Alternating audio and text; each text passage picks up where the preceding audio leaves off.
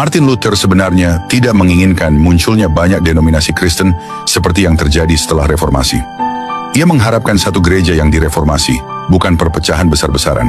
Namun realitas sejarah berkata lain. Reformasi memicu lahirnya banyak kelompok baru dengan interpretasi yang berbeda-beda atas kitab suci. Berikut reaksi Luther terhadap munculnya banyak kelompok. Yang pertama, kritik keras terhadap kelompok yang terlalu berbeda pandangan. Luther menjadi sangat frustrasi terhadap kelompok-kelompok lain yang muncul setelah reformasi yang ia anggap menyimpang dari ajaran yang benar. Contohnya, ia mengecam Zwingli, reformator Swiss, karena pandangan mereka berbeda tentang Ekaristi.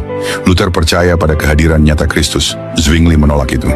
Zwingli percaya bahwa setiap komunitas Kristen harus diatur berdasarkan kitab suci saja, tanpa tambahan dari tradisi gereja Katolik.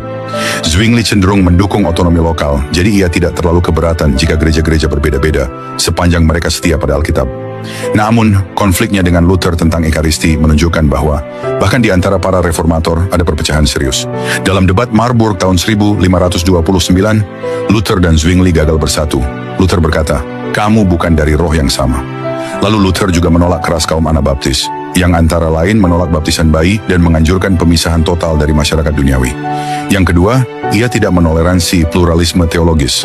Meskipun Luther mendorong agar kitab suci menjadi otoritas tertinggi, ia tidak membayangkan bahwa interpretasi bebas itu akan menghasilkan beragam tafsir yang saling bertentangan. Ia yakin bahwa kebenaran Alkitab bisa dipahami dengan jelas oleh setiap orang yang jujur dan dipimpin oleh Roh Kudus. Jadi, ketika muncul banyak tafsir, ia melihatnya sebagai kesalahan atau kebingungan, bukan sebagai bentuk sah dari keberagaman iman. Luther tidak senang dan bahkan kecewa dengan banyaknya pecahan atau denominasi yang timbul. Ia melihatnya sebagai bukti dari kejatuhan manusia dalam kesombongan teologis dan kesesatan. Ia ingin satu gereja yang setia pada Injil menurut pemahamannya, bukan kekristenan yang terpecah-pecah.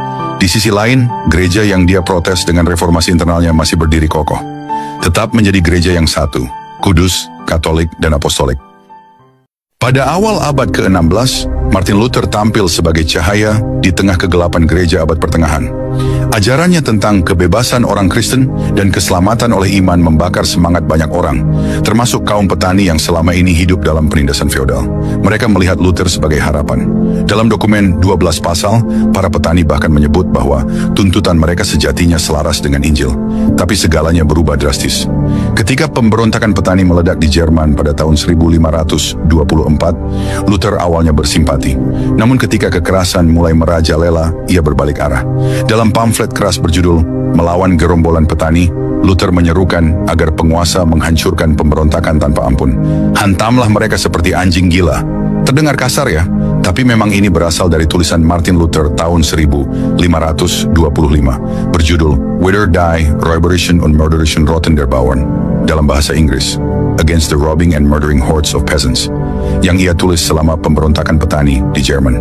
Berikut kutipan kalimat dari tulisannya. Karena itu, siapapun yang bisa harus menghantam, membunuh, dan menikam secara sembunyi-sembunyi atau terang-terangan. Ingatlah, tak ada yang lebih beracun, merusak, atau setan daripada seorang pemberontak. Sebagaimana kita harus membunuh anjing gila. Lebih dari 100.000 petani tewas. Bagi banyak rakyat, Luther berubah dari penyelamat menjadi pengkhianat. Sementara itu, kelompok lain bangkit, Anabaptis, kaum reformis radikal. Mereka menolak baptisan bayi, hidup sederhana, menolak perang, dan menuntut gereja yang benar-benar terpisah dari kekuasaan negara. Namun bagi Luther, Anabaptis dianggap sesat dan berbahaya. Ia menolak ajaran mereka karena dianggap memecah belah jemaat dan mengancam ketertiban umum. Sebaliknya, Anabaptis menuduh Luther gagal total mewujudkan gereja sejati dan bersekongkol dengan penguasa. Luther mungkin telah mengobarkan reformasi, tapi bagi sebagian orang, api itu terbakar terlalu dekat dengan istana dan terlalu jauh dari jeritan rakyat. Sejarah reformasi bukan hanya soal iman, tapi juga pertarungan harapan dan kuasa. Siapa pahlawan, siapa pengkhianat, kadang tergantung siapa yang bercerita. Masihkah banyak orang hanya berhenti di masa lalu dan menciptakan kebenarannya sendiri, seolah-olah kebenaran hanya milik sebagian orang tanpa melihat sejarah secara utuh? Ketika salib tak berdiri di sisi rakyat, ironi gerakan petani di tengah reformasi Luther. Di awal abad ke-16, rakyat jelata di Jerman menyambut datangnya reformasi Protestan dengan harapan besar. Ketika Martin Luther menantang gereja Katolik yang korup, banyak petani melihatnya bukan hanya sebagai pembaruan rohani, tapi juga sebagai awal kebebasan sosial. Namun, harapan itu berubah menjadi tragedi berdarah dan sejarah, mencatat bahwa gereja baru yang dijanjikan tak menyelamatkan mereka dari cengkeraman kekuasaan. Gerakan petani bukan sekadar lapar, tapi juga harapan. Gerakan petani Jerman 1524-1525 lahir dari penderitaan nyata, pajak berat, kerja paksa, tanah yang dirampas, dan sistem feodal yang tak mengenal belas kasihan. Tapi ini bukan hanya soal ekonomi. Para petani mulai membaca Injil berkat semangat reformasi yang mendorong penerjemahan Alkitab ke dalam bahasa rakyat. Mereka mulai bertanya, bukankah kita semua sama di hadapan Allah? Bukankah Kristus datang untuk membebaskan, bukan memperbudak? Mereka menyusun 12 tuntutan petani yang memadukan teologi Kristen dengan seruan sosial. Mereka tidak meminta revolusi total, hanya keadilan dasar dan pengakuan sebagai manusia utuh. Ironinya, Martin Luther yang telah mengobarkan semangat kebebasan rohani tidak berdiri di sisi mereka. Awalnya ia bersimpati. Namun ketika gerakan itu berkembang menjadi pemberontakan bersenjata dan mulai menyerang bangsawan serta biara, Luther berbalik arah secara drastis. Mengapa? Karena bagi Luther, kerusuhan sosial lebih berbahaya daripada ketidakadilan itu sendiri.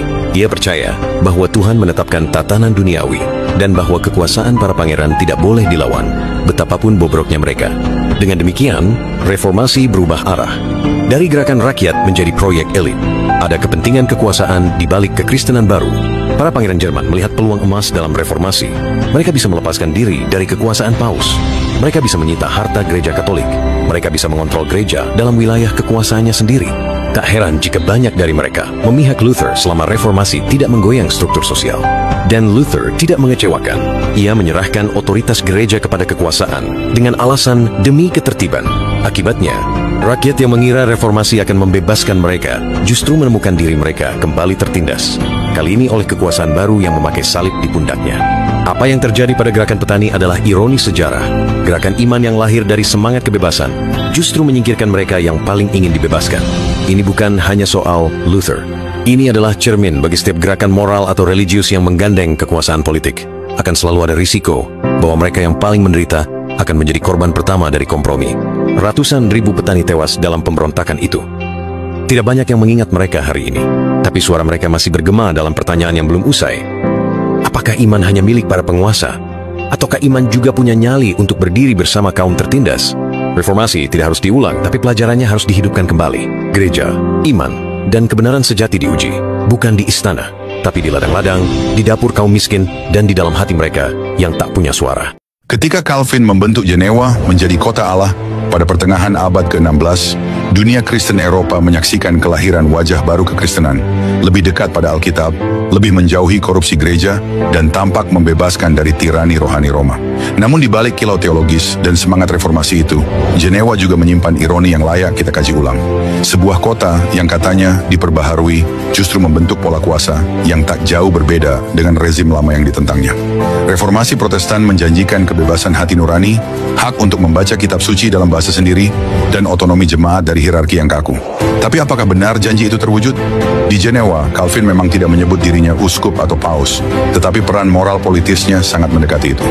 Ia membentuk konsistori, badan pengawas gerejawi yang bisa menegur, menghukum, bahkan mengasingkan warga karena dosa publik, seperti berjudi, bernyanyi lagu-lagu duniawi, atau tidak datang ke gereja. Kebebasan? Dalam praktiknya, Jenewa justru menjadi kota yang mengawasi pikiran dan kehidupan pribadi warganya dengan cermat. Reformasi memproklamasikan kebebasan dari kuasa Roma, tapi di Jenewa, kuasa itu hanya berpindah nama dari paus ke pendeta, dari Vatikan ke konsistori. Lebih menyakitkan lagi adalah kisah Michael Servetus, seorang teolog yang berpikir di luar kotak doktrinal Calvinis. Ia menolak doktrin Trinitas, dan saat ia nekat datang ke Jenewa, mungkin berharap bisa berdialog, ia malah dibakar hidup-hidup pada 1553. Dan Calvin membenarkan tindakan itu. Disinilah kontradiksi reformasi menjadi terang benderang. Bagaimana bisa gerakan yang lahir dari pembangkangan terhadap dogma Katolik Roma menjadi begitu tak kenal ampun terhadap pembangkang di dalam tubuhnya sendiri? Tentu, pendukung Calvin akan mengatakan bahwa Servetus sesat, bahwa ketertiban kota perlu dijaga. Tapi pernyataan semacam itu justru menyamakan logika kekuasaan Protestan dengan logika inkuisisi Katolik sebelum reformasi internal. Di mana bedanya? Jenewa memperlihatkan kepada kita bahwa semangat membebaskan tidak otomatis menghasilkan sistem yang bebas. Ide-ide besar bisa terseret dalam lumpur institusionalisasi dan obsesi pada ketertiban. Dan ketika itu terjadi, revolusi bisa menjadi tirani dalam baju baru. Hari ini banyak komunitas gereja mengklaim sebagai gereja reformasi, tapi apakah kita hanya mewarisi struktur dan doktrin atau benar-benar melanjutkan semangat kritisnya? Pada pagi musim gugur tahun 1553 di Jenewa, tubuh seorang dokter dan teolog bernama Michael Servetus dilalap api. Di sebelah tubuhnya terbakar juga salinan bukunya, Christianisme Restitutio, yang berisi penolakan terhadap Trinitas dan predestinasi. Eksekusi itu terjadi bukan di tangan Katolik Inkuisitor, tapi oleh kota Protestan yang dipimpin secara spiritual oleh John Calvin. Yang terbakar bukan hanya tubuh dan naskah, tetapi kebebasan berpikir. Dan bara itu masih menyala hingga hari ini. Reformasi Protestan dimulai dengan semangat membebaskan manusia dari dominasi dogma yang membungkam akal. Martin Luther memaku 95 dalil di Wittenberg dan berkata bahwa hati nurani manusia terikat oleh firman Tuhan, bukan oleh otoritas manusia. Tapi apa yang terjadi ketika gerakan reformasi itu sendiri menciptakan otoritas baru, magisterium baru yang membungkam keberbedaan? Calvin, yang banyak berjasa membangun sistem teologi dan pendidikan modern, gagal melihat bahwa membungkam Servetus adalah pengkhianatan terhadap semangat reformasi itu sendiri. Ia memperjuangkan kemurnian doktrin, tapi dengan mengorbankan kehidupan manusia yang mempertanyakan. Apakah Calvin jahat? Saya kira tidak sesederhana itu. Ia seperti banyak tokoh besar sejarah, adalah produk zamannya, zaman di mana kesatuan iman dianggap sebagai dasar kesatuan sosial. Dalam kerangka itu, bidah dianggap seperti racun publik yang berbahaya. Tapi dari sudut pandang sekarang, membunuh karena teologi adalah kekejaman moral. Ironinya, Calvin mengulang pola yang dulunya dikritik oleh Luther, menindas pikiran dengan klaim bahwa hanya satu tafsir benar. Luther menentang gereja Katolik yang memaksakan dogma, tapi belakangan ia pun menyetujui kekerasan terhadap kaum Anabaptis dan kelompok petani di Jerman. Kebenaran dalam sejarah agama sering dijadikan senjata, dan senjata itu digunakan bukan hanya untuk melawan penindas, tapi juga terhadap saudara-saudara seperjuangan yang berpikir terlalu berbeda. Kisah Servetus bukan sekadar sejarah kelam abad ke-16. Ia adalah peringatan permanen tentang betapa tipisnya batas antara membela iman dan menjadi tiran atas nama iman. Membunuh doktrin, menghidupi otoritas dan magisterium baru, dan membakar jiwa. Pertanyaannya, kamu hidup di masa lalu atau hari ini? Swiss pada awal abad ke-16 bukan negara seperti sekarang, melainkan konfederasi longgar dari kanton-kanton independen seperti beberapa kota urban kaya seperti Zurich dan Bern, dan banyak kanton kecil, agraris, dan kanton Katolik di pegunungan seperti Uri, Schwyz, dan Unterwalden. Zwingli, seorang imam Katolik yang menjadi reformator, memimpin perubahan drastis di Zurich sejak 1519. Ia menghapus misa, menolak dogma paus, dan menekankan Alkitab sebagai satu-satunya otoritas iman. Tapi tidak seperti Martin Luther di Jerman yang masih bersedia berdialog, Zwingli menolak kompromi. Ia ingin perubahan menyeluruh dan cepat. Zurich pun menjadi pusat reformasi Swiss. Kota-kota lain ikut bergabung, tapi kanton Katolik menolak. Mereka merasa Zwingli dan sekutunya bukan menawarkan dialog, tapi dominasi. Ketegangan meningkat saat itu. Dari aliansi ke blokade, Zwingli dan kota-kota Protestan membentuk aliansi militer untuk menyebarkan reformasi. Kota-kota Katolik yang merasa terancam membalas dengan aliansi konservatif. Zwingli mendesak agar seluruh Swiss diinjili ulang, jika perlu dengan kekuatan militer. Ketika diplomasi gagal, Zurich menjatuhkan blokade ekonomi terhadap kanton Katolik. Bahan makanan seperti biji-bijian, garam, dan barang pokok lainnya dilarang masuk. Bagi kanton kecil yang bergantung pada ekspor pangan, blokade ini mematikan. Dan bagi petani-petani yang miskin, ini bukan lagi soal teologi. Ini soal makan atau tidak makan. Pada Perang Kapel, kanton Katolik menyerang lebih dahulu. Mereka merasa tak punya pilihan lain. Mereka bukan pasukan kerajaan, hanya pasukan rakyat. Tapi mereka ingin menunjukkan bahwa mereka tidak bisa dipaksa mengubah iman mereka dengan cara perlahan-lahan dilaparkan. Zwingli ikut turun ke medan perang sebagai pendeta, tapi ia bukan hanya mendoakan. Ia membawa pedang. Ia berperang untuk imannya, dan ia gugur. Perang Kapel bukan soal siapa benar secara teologis. Ia adalah tragedi kolektif dari kegagalan mendengarkan.